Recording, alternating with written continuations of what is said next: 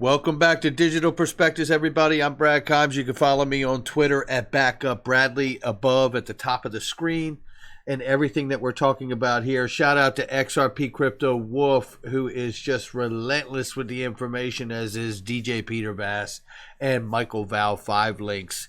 And there's so many of you, but I just want to shout them out because they are the big heavy hitters in this area when it comes to dropping news. The Great Reset requires cybersecurity and fintech innovations deliver tremendous economic and social benefits, connecting unbanked and underbanked people to the digital economy, contributing to the small business growth and empowering consumers in new ways. I have to tell you, the reason I started with this today is because it's from the top down.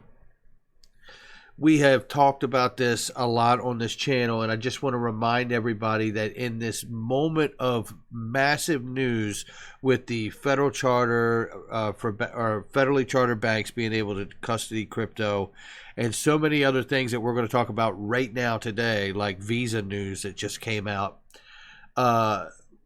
we have to remember that, what we're talking about is a technology with blockchain and cryptocurrencies that really is it's the innovation, but it's a international global movement, right? And that's the one thing that I know we've been the news has had us focused domestically here in the States because of the decision for banks, but I want to just pull the lens back a little bit and get everybody to remind ourselves that this is a global initiative, because that's really where it started to begin with. So, and remember, we got some G20 stuff coming, before the end of the year. I believe they have some more meetings, and they just recently had one with the digital economy task force. So really looking forward to anything that comes out from the international level, because it seems to come out and trickle down. Now, this is the World Economic Forum, but again, we were all aware of the Great Reset initiative and campaign that they kicked off,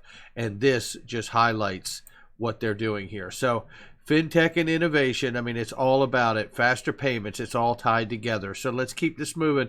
European Central Bank is taking steps to support the full deployment of instant payments across the euro area by the end of 2021. Payment service providers and automated clearinghouse will have to ensure pan-European reach for instant payments via tips. That is their payment system, right? So definitely keep an eye on that. Shout out to Michael Val 5 Links. If you're not following him, I really think you should. According to a Bloomberg law piece published on federal court case United States versus Harmon, a court ruling deemed Bitcoin as money. Now, I did read this article, and trust me, sigh of relief. I'm not going to read it to you, but I will give you the takeaways on it. And the takeaway on this is that basically, if you're working with money or working with Bitcoin in Washington, D.C., as the person commented in the article, you need a money transmitter license. I'd like to point to maybe a larger topic of discussion here, because the person in the article said that the cap gain stays the same, this all stays the same. I would argue that long term that question has to be revisited. If it's money, then we need to talk about what the capital gain structure is, and if it's correct, or if it should change. The other narrative I want to talk about here is this: if you're going to tell me that Bitcoin is money, and we know that Bitcoin has volatility that is not appealing to money. For instance, if you give me 1 Bitcoin for something that I give you a product for, and it goes down in value, I'm on the losing side. If it goes up in value, you've given me too much, but you can't fix it now. That's the issue. However, what I want to propose is a notion we've talked about here a lot with this, is that maybe we see, as the market grows, and I think maybe is even too soft a word, I think that we see a convergence of technologies and innovation. Look at what's happening. Look at the decisions that have been made to now include the banks. Crypto is legitimate.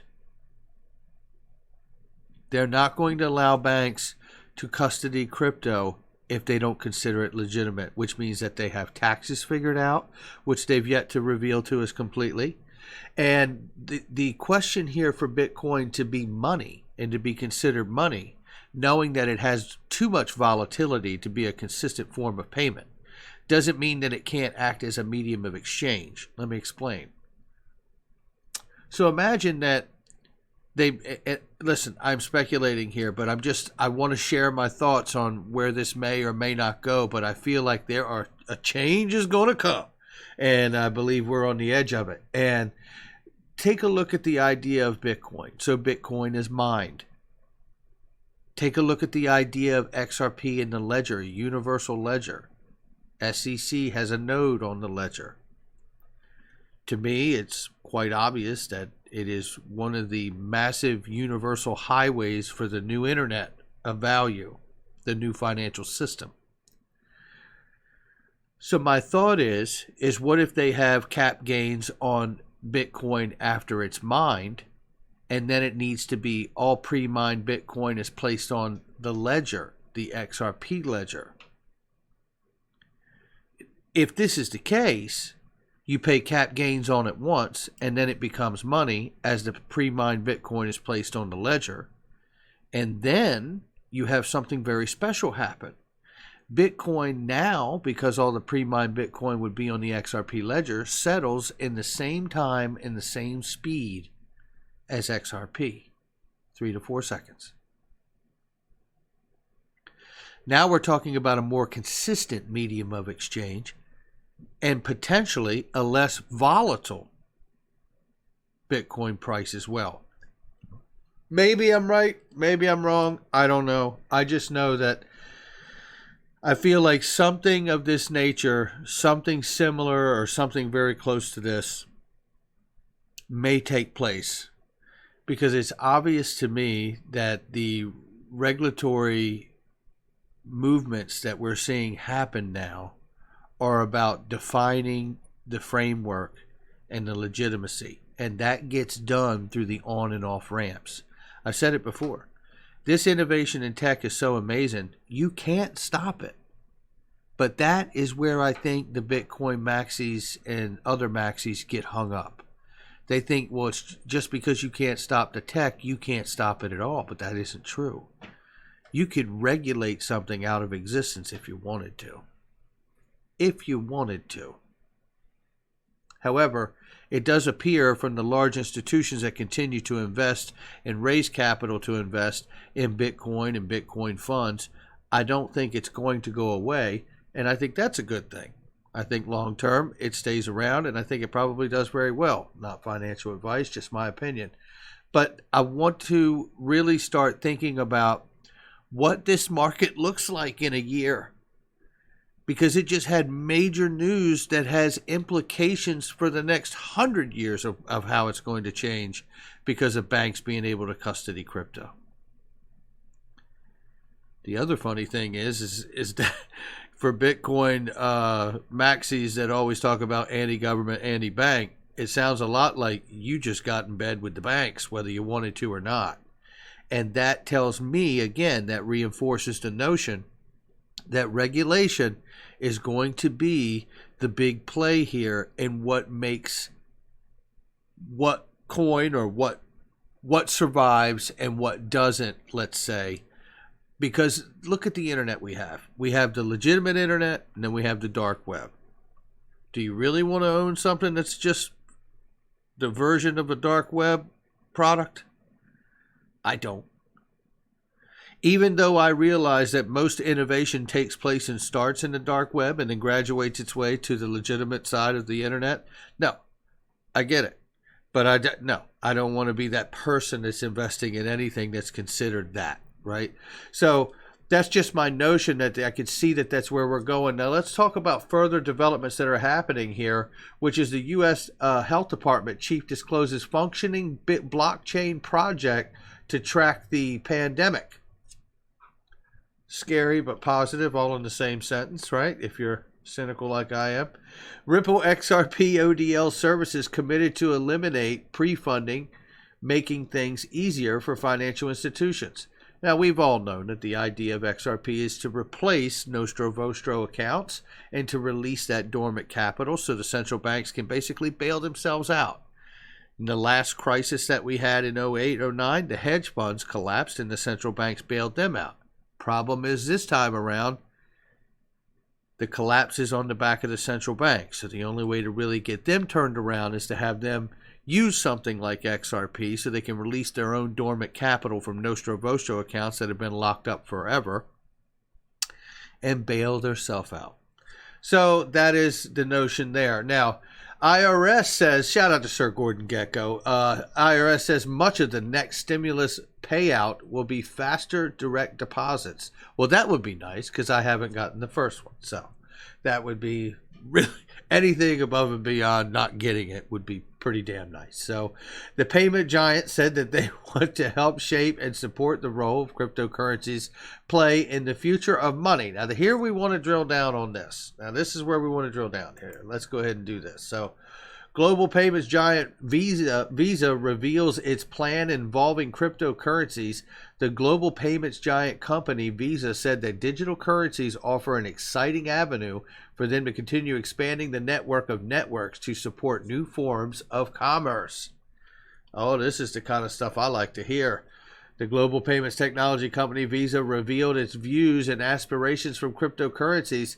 The payment giant wrote in the blog that they are focused on delivering the greatest value to people, businesses, and economies everywhere, regardless of currency, channel, or form factor. The company also talked about the role of cryptocurrencies and their projects involving it. The payment giant said that they want to help shape and support the role cryptocurrencies play in the future of money. Stablecoins have emerged as promising new payment innovation. The global payment giant wrote in its blog that fiat-backed digital currencies, commonly referred to as stablecoins, have emerged as promising new payment innovation.